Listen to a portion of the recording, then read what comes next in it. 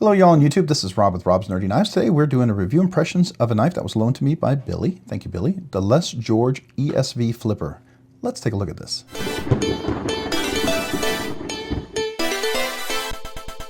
All right, today we're looking at the Les George ESV Flipper. This is a USA made knife made by Les George with materials here in the United States, obviously. Let's talk a little bit about this guy. It's a small knife for sure. All right, so the knife name is the ESV Flipper. The knife manufacturer, I would believe, is Les George, and he's also the designer, so made by Les George. I don't know if it's his shop and he does every one of these, or if maybe he has a team, or kind of like, you know, Rick Henderer or Jonathan McNeese or something like that.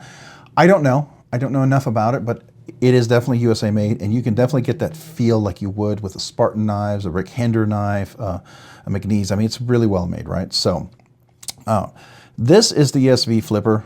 It's a small little guy for sure. I think it's called extra short VECP, which is the extra short version. Now I actually have a VECP that I'm going to be checking out here in a second, and we'll look at that one and that particular knife. And the VECP knife, that stands for Value Engineering Change Proposal, right? So this is the ESV, which is the obviously the smaller version of that one. Or as he calls it, the extra short. So if you wanted something small, something that you didn't want a big giant knife, this is definitely the one to look for, right? And it's USA made. So if you're looking for something made in the United States, here we go. This is going to have a lot of things you're going to like. So the materials are titanium stone wash scales, very thick, robust, no weight relief on these scales at all, which is nice. You may love it or you may not. There's no steel bar insert over travel stop. There is a detent ball in there, but it is steel on titanium, so it's going to be carbonized at the edge. And he does a really good job, because I'm not experiencing any lock stick whatsoever. Titanium clip, very traditional clip, not going to be super deep pocket carry, right? But it will work, and it does have good flexibility being titanium. It is a Magnacut blade, which is a very thick, robust blade. We'll get into the weights and measurements here in a second, because you'll find this little guy is not a light little guy, for the size at least, right? So the Loctite, it is a frame lock. There's no over travel stop except for the clip, so the clip acts as an over travel stop. I love the cutaway, the way he does this right here. This is just beautiful. Beautifully smooth, chamfered. That's just a nice touch that you get with someone like this when you're doing a USA custom knife. Everything's beautifully chamfered all the way around, even under here. There's no sharp spots anywhere, which is ridiculously awesome. The jimping on the flipper works really great. You can do a push button. You can do a light switch. Both of them work really, really outstanding. I love that. I think that's just great. Great. How it opens is the flipper. It's a flipper only. You don't have any bonus flick on this one. I can't get in there to disengage it with my finger, but the flipper works really well. I mean, it is, if you're going to have a flipper, this is the way to do it. Now, it is truly the definition of, I think, what Nick Shabazz would call a pocket pecker. It's big. It's a big flipper, but the way it lays in the knife, the way it lays in your pocket, it's going to be like this. So it's not going to be digging into anything, catching on. It'll work. It'll work, right? And how does it close? You disengage the frame lock right here. You do have a little cutaway. You can see it's down a little lower than this, and you have chamfering here, a little chamfering there. Easy to get to. All that works really well. The only issue I have is it's really late detent. Really late. You're going to get absolutely a double clutch here. And I can't quite tell, is there a ramp on there? I don't think there's a ramp. Let me see. Well, there's a little bit of a ramp. There's definitely a little ramp for sure. For sure, there's a little ramp. But it's just, you know, you get here and you got to push past it, right? So you get here, you got to just kind of push past that.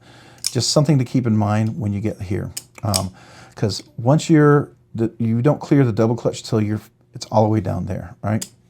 Which is a personal preference of mine. I like to be able to do one-handed and just let it close.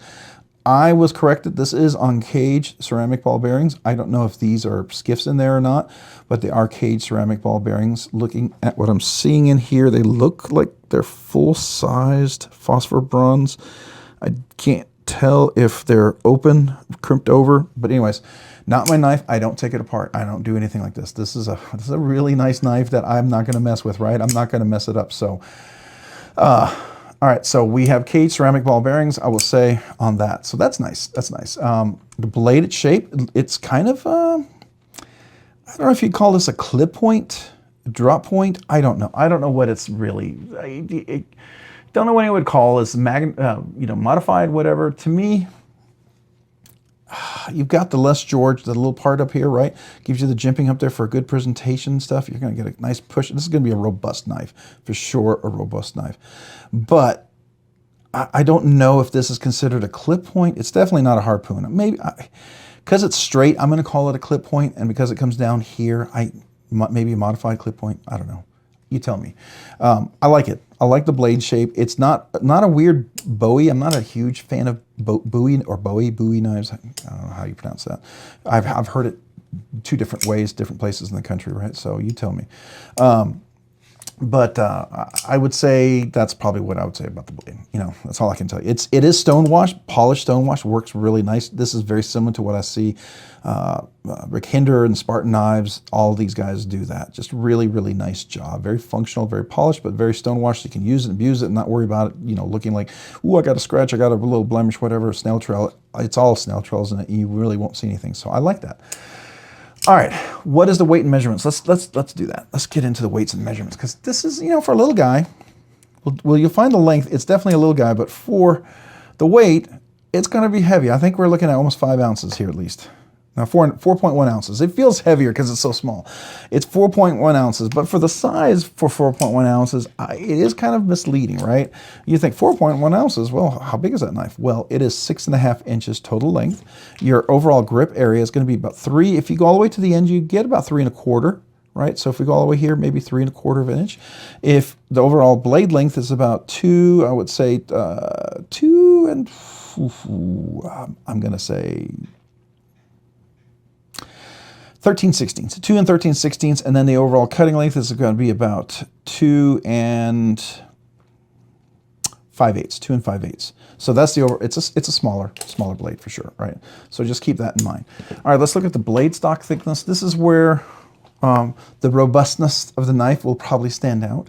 So you know that this is a kind of a work tool sort of knife. 150 thousandths of an inch. So it's yeah, it's 1/8 of an inch, right? So it's definitely not a small little itty bitty blade. It's got some girth to it. It's 150 thousandths of an inch. So that's interesting. All right, so is this a budget knife? No. Is it a regular knife? No, it's definitely over $300. So my regular knife is $100 to $300. Is it a high-end knife? Absolutely. This runs between $300 and $600, $425 for this very basic model, which is perfect as far as I'm concerned. There are variations with some milling and different things. It does add cost, and I'm sure there's even things you can put titanium, some other things on there. But this $425, I feel like, is a really good price. It's a fair price for a USA quality made, fantastic, classic knife designed by Les George. Les George, if you know, he does a lot of stuff with ProTech and a lot of other companies. He's just got a unique design ethic and ethos or design aesthetic that you can absolutely see when you look at it. You go, oh, that's Les George, especially this little ramp up here up here when you're grabbing it. So it just screams Les George in a good way, right? I like that. Now, if you don't like Les George, you may not be a fan. That's fine. That's fair, right? We all don't have to love every design that's out there, and that's why there's so many wonderful designers out there, and I appreciate that. But you can still appreciate the quality of the knife. You can still appreciate the design and everything about it, which I do. Even though this is too small, I'd probably never buy this. This would be too uncomfortable, too small. I think it's awesome. I think it's amazing. It's just not my size knife, right? But I appreciate everything about this. This really is fantastic. All right, so what is this? Is this an EDC hard use collection piece? Absolutely could be a collection piece. Something like this, USA made Les George, absolutely a collection piece. Are you kidding me? Certainly, could be a safe queen for anybody. But you know, anything in my collection, I would carry and I'd use. And so if I had this, I would be using it. Could you use this EDC? Absolutely EDC. This is absolutely a knife that I feel like it's meant to be used, maybe abused a bit, right? I have my Magnacut ESV. I use that thing like crazy. I cut down giant stalks of sunflower trees. And I call them sunflower trees because sometimes they're 8-9 feet tall when I'm helping my son clean out a barn or something like that, or the stock. And you know, I haven't had a sheep in there in a while, and I use it for everything. Probably it's my hard use, you know, very nice knife. And so this would fall into that realm. I feel like I would do that as well with, right? So yeah, now it is frame lock. And as with anything, use the right tool for the right job. You know, if you need to chop wood, maybe use an axe, maybe use a fixed blade. Use the right tool for the right job. But this could definitely be a hard use.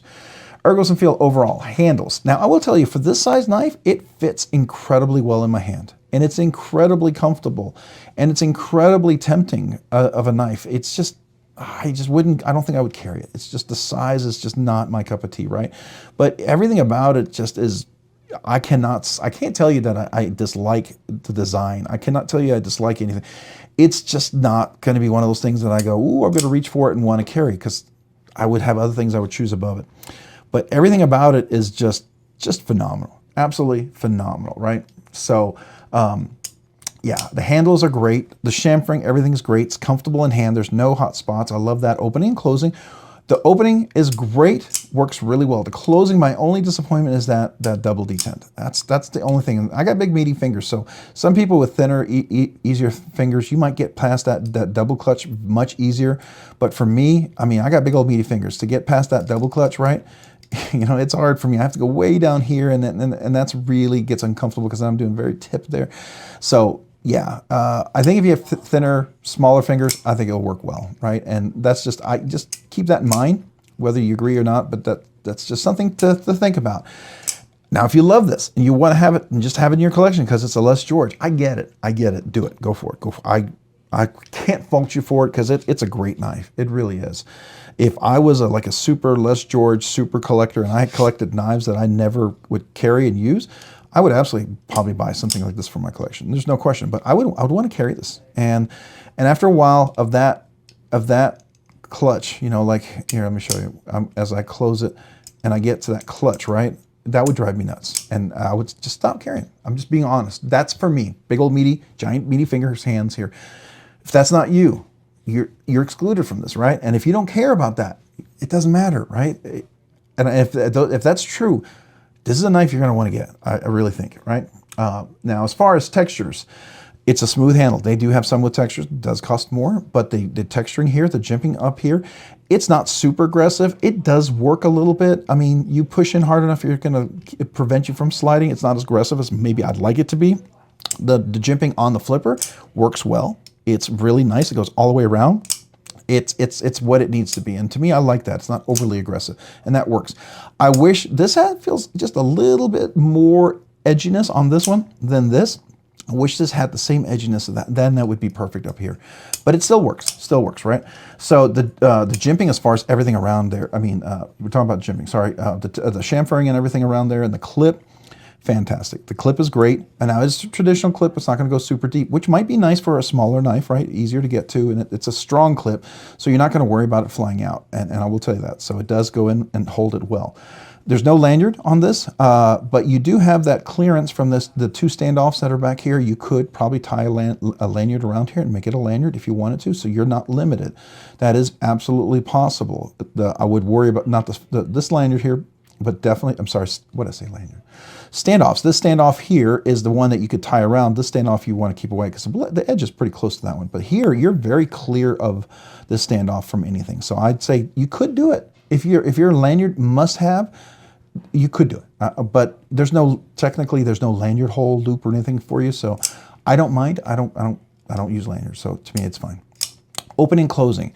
It's beautiful opening. It's absolutely a joy to open. It's a joy to close. It has a nice sound, nice acoustics. Just that, just if I could get past that double clutch. That's my only frustration because my big old giant stupid meaty fingers getting in the way. If I just didn't have my big old giant meaty fingers in the way, I tell you, this would be a joy. This would be a joy. It's just because I got big old giant meaty fingers, and that's the only thing that's holding me back on this one from like just going nuts, crazy go nuts on this knife. But I'm just being honest with you, telling you my honest feelings about it, but it doesn't mean that I don't like this knife any less. I think it's outstanding. Outstanding. So fidget factor, you got to do a flipper absolutely well if you're going to be a flipper only, and it does. It does it well. I'm going to give it a full 3 out of 10. The flipper is outstanding. The push button, the light switch works really well. So fidgety goodness. For me, I'm going to give it an 85. It's a solid B, okay? And that's only because of the double clutch that I can't get past, and it frustrates me because I think anybody else with thinner fingers, you would probably give it a 95, an A+. You know, I think you would have no issues with it whatsoever. But for me, that's the only reason why I give it a B. It's still solid though. I mean, even as annoying as that is, I gotta give it an 85 because it is just so good. straight up honest with you. I think it's that good. Is it recommended? I think absolutely recommend it. Now, take it with a grain of salt. You got big, giant, meaty, thick fingers like me. You know, what you're gonna deal with double clutch. That's my biggest gripe is for my big, meaty fingers is the double clutch, right? And if there was another version that had this and I didn't have to have that double clutch so quick there, oh, it'd be a dream. But that's the only reason. So I'm actually going to recommend it, but keep the caveat. The recommendation is my with a little asterisk for those of you guys with big, meaty fingers like me. If you don't mind a double clutch, right, it's going to be still recommended. If that bothers you, consider maybe another knife. I don't want you to be frustrated. I don't want you to get this and go, oh, he said it's great. No, I'm going to tell you straight up. Big hands, big meaty fingers. If the double clutch bothers you, see, that double clutch bothers you, you might not want this one, right? Look at his other stuff. He's got other stuff out there, and I'm going to be doing a review on his other VECP one, right? So we're going to be looking at that as another review, but I'm definitely going to recommend it with my asterisk. You know, double clutch, big meaty fingers, keep that in mind.